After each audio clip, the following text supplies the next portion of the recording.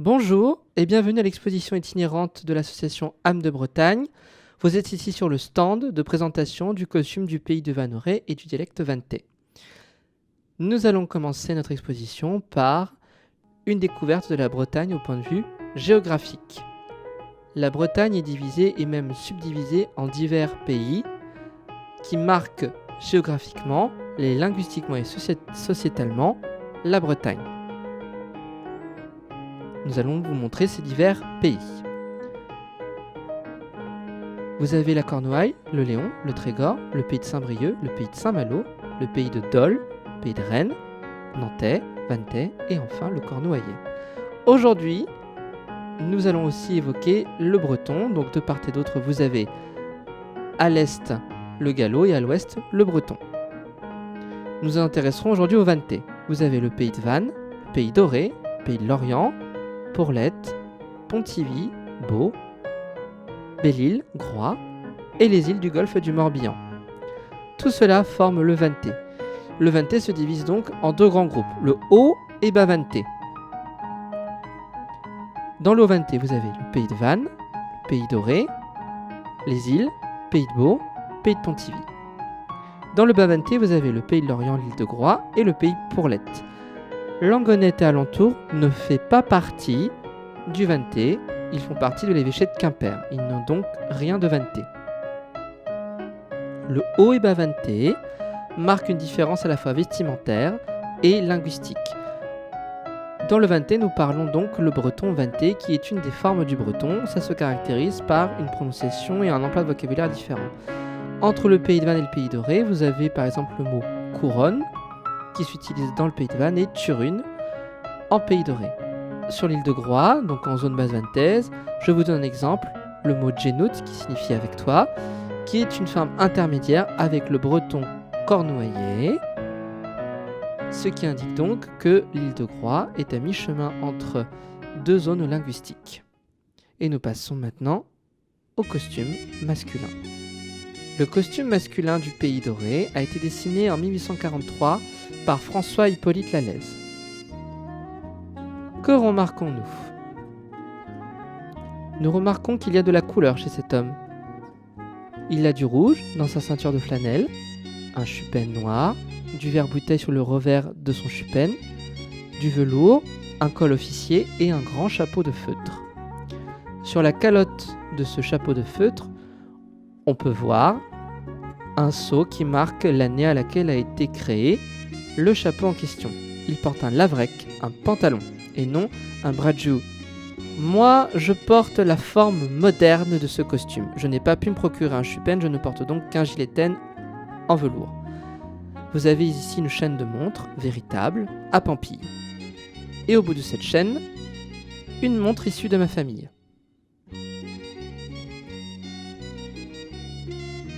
Je porte un pantalon noir qui ne dérogue pas à la tradition. Normalement, c'est un pantalon à pont qui se ferme au niveau de l'entrejambe et qui est composé de rayures grises. C'est un habit emprunté à la marine. Nous passons au costume féminin. Le costume féminin se base sur celui du bourg d'Auray, dessiné à l'été 1843, toujours par François-Hippolyte Lallez. Qu'est-ce qu'on remarque ? Déjà qu'il y a de la couleur. En effet, elle a un châle fuchsia et une robe jaune, un tablier avec un grand devantier, une guimpe et la coiffe. La coiffe ici est transparente, ce qui indique qu'elle peut être en lin ou en batiste.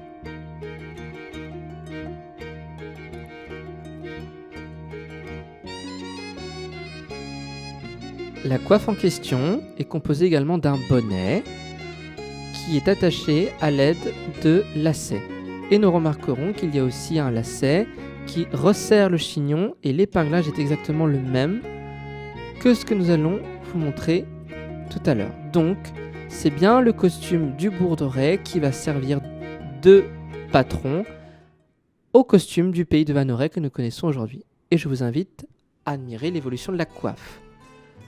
La coiffe, tout d'abord, donc nous partons d'un bonnet très simple noué sous nouée sous le menton et de la coiffe en elle-même qui se replie tout simplement. Puis en 1880, évolution. Les barbes sont tronquées et donc raccourcissent la coiffe. Cette coiffe est caractérisée par 3 coins. 1, 2 et 3, et cette coiffe se nomme tritchin. Vous avez toujours le lacet. Puis, vers 1900, la coiffe évolue et on passe à la mode dite jubeline ou jobeline en français. On a toujours les 3 coins. Les cheveux commencent à se montrer, les oreilles aussi, mais pas trop non plus.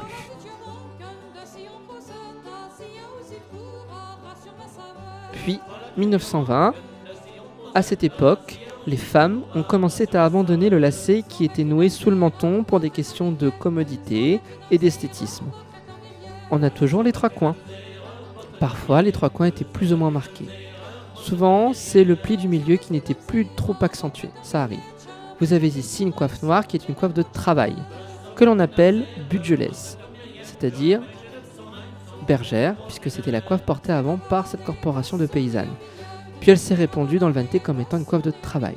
Elle ressemble aux coiffes de cérémonie à la différence que l'avant est arrondi à l'aide d'un matériel flexible. Elle est faite en velours. L'épinglage est similaire aux coiffes de cérémonie. Le bonnet, toujours présent, avec des lacets noués sous le menton. L'intérieur est rouge. Et on peut retrouver exactement le même modèle avec une cotonnade bleue à carreaux. Nous passons enfin à la dernière mode de 1930. C'est à cette époque que va se fixer la mode du pays de Vanneaurais. Nous n'avons plus qu'un pli central. La différence entre le pays de Vannes et le pays d'Auray va se marquer. Les coiffes du pays de Vannes vont être comprises entre 20 et 25 cm au niveau de sa taille et en pays d'Auray sur du 30 à 35 cm. Je vous invite à me suivre, nous allons découvrir le costume du pays de Vannes dans un premier temps.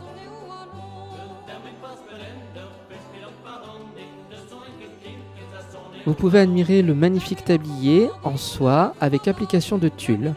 Magnifique. Puis, vous avez un sautoir à pampilles. Les pampilles, c'est ceci. Et le motif central du sautoir permet de régler la taille du sautoir en fonction des désirs de la personne. Donc, plus ou moins grand, plus ou moins large. C'est vraiment selon la personnalité de la personne. Autre secret, au bout de ce sautoir, caché dans les flancs, une montre. Cette montre appartient à ma famille.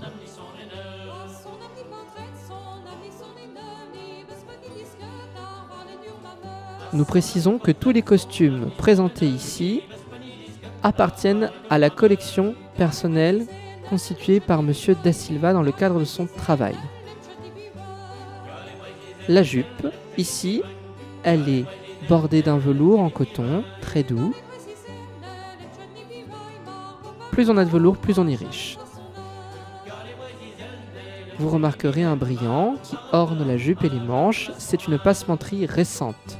Si la robe est ancienne, la passementerie est récente. Normalement, on s'attend plus à du perlage, qui est une mode apparue dans les années 20-30, qui est d'abord apparue sur Clohars-Carnoët, en Pays de la Veine, et qui est remontée dans le Vanté. La robe est en mérinos, certes usée, mais c'est bien du mérinos. Le mérinos est une des matières possibles pour créer une robe de Van Auray. Au toucher, c'est très doux.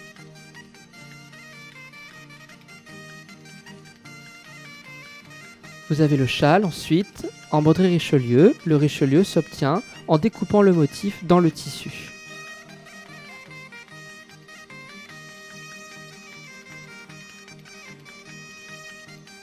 Elle porte aussi une broche réalisée par l'atelier Broglazic, qui est une société qui recrée des bijoux pour des costumes bretons, mais aussi des costumes généralement du Glazic et de la Veine. Un magnifique travail d'orfèvrerie, comme vous pouvez le constater. Nous remarquons que le châle est en pointe. Il est constitué de 3 plis. 3 plis que nous retrouvons de part et d'autre de manière symétrique sur la poitrine. Le pliage en pointe est typique de la zone bretonnante du pays de Vannes. Du côté Galo-Vanté, vers Questembert, Musiac et alentour, c'est un pliage en carré. Pliage carré que nous pouvons retrouver aussi dans la mode de l'Arlésienne, en Provence. La guimpe est en point d'Irlande, création de Madame Ravier, antiquaire de son état à Rennes.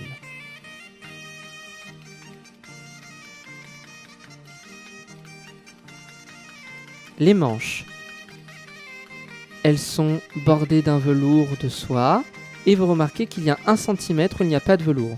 Cela permettait de rallonger les manches, de rajouter du velours ou pas, mais aussi de rajouter du perlage et dans le cas aussi présent, une petite dentelle afin de créer des manchettes. Lorsqu'on n'avait pas les moyens, les femmes faisaient comme cela, elles trichaient ainsi. Je vous invite maintenant à aller voir du côté du pays doré. Le costume alréen. Le tablier doré est constitué d'une grande bavette qui recouvre la poitrine. Il est peint, perlé et brodé. Elle porte un sautoir filigrané, toujours de l'atelier broglasique, et il est porté en cœur brisé. Nous peignons et dessinons et brodons ce que nous voyons. Ici, les fleurs d'hibiscus, c'est vraiment très exotique, car normalement, ce n'est pas ce genre de fleurs que l'on retrouve. Donc c'est un tablier récent en termes de temporalité pour sa création. Il faut 3 pans de tissu pour créer un tablier de Vanoré. Ici, vous voyez que le motif se termine par un panier de fleurs. Admirez la chaîne de vie, qui est un symbole de fertilité et que l'on retrouve généralement dans les tabliers de mariage. Comme la vantaise, elle porte une guimpe qui est cachée derrière le tablier. Normalement, c'est amidonné. Et au contraire de la vantaise, elle ne porte pas de châle, mais un col que nous vous montrons. Le col est aussi amidonné et généralement le motif reprend celui de la guimpe.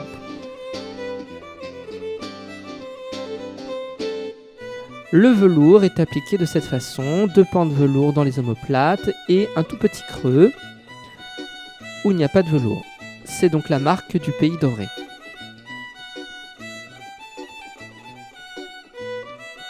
Et il n'y a pas de velours sur la jupe qui est en coton, comme tout le reste de la robe d'ailleurs, c'est du coton. Vous remarquerez qu'il y a aussi du velours dans la naissance des épaules de forme arrondie. C'est donc une robe du pays de Beau.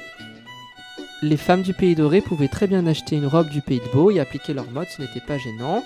C'est ce que nous a expliqué Madame Cardé-Cadudal que nous saluons. Vous remarquerez aussi le perlage au niveau des manches. Et nous passons aux coiffes. Ici, nous avons tout d'abord une coiffe type pays doré au vu de sa taille. Le motif est celui de fleurs de cerisier et c'est du tulle satiné, ça brille. Elle porte un châle de la presqu'île de Rhuys blanc en point d'Irlande. Le point d'Irlande est une technique de broderie importée par les bigoudaines qui ont suivi leur mari sur la côte vantaise. Elles ont appris cette broderie auprès d'Irlandaises, puis quand elles ont immigré dans le Vanté, elles l'ont appris ensuite aux femmes du pays. C'est très joli. Nous avons le même type de châle quand nous nous marions en pays de Vannes, sauf qu'il est en tulle et brodé. Et nous le teignons en noir ensuite après le mariage. Dans la presqu'île de Rhuys aussi, les châles sont pliés en 3. Ici, je vous présente enfin une coiffe du nord du pays de Vannes vers Plodren et alentour, elle est en filet.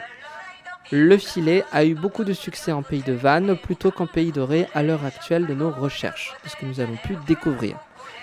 Le filet est apparu après la Première Guerre mondiale, puisqu'il y a eu pénurie de tulle, et les femmes des marins qui étaient habituées au rabotage ont alors décidé de créer des coiffes. Vous remarquerez le motif brodé, très discret. Et vous remarquerez aussi le pliage. Il est très discret, il n'y a pas de cassure bien marquée, elle est très discrète. C'était un pan de coiffe que l'on peut retrouver en dernière mode, c'est-à-dire les années 30-40. La taille, comme vous pouvez le voir, celle du pays de Vannes est beaucoup plus étroite et celle du pays doré un peu plus grande. Avant de conclure, je voulais vous présenter un costume de travail. C'est un caraco noir cintré du pays doré et de Vannes bien sûr. C'est ce que portaient nos grands-mères tous les jours. Il faut imaginer une jupe noire plissée et un tablier très simple sans bavette. Sur les cheveux, le bonnet qui maintient le chignon et la coiffe. Et ici un chapeau en feutre avec des guides en velours. Comparé avec le mien, mes guides, donc les rubans qui pendent, sont beaucoup plus courts que ceux du chapeau qui m'a été prêté à l'occasion par la famille Maggio de Séné, tout comme le gilet laine que je porte. Plus les guides sont longues, plus nous sommes riches. Et c'est ainsi que se termine notre exposition. Je remercie la ville de Vannes, le Dédale Café, âme de Bretagne. N'hésitez pas à partager et à commenter. Jouez d'or, merci d'or.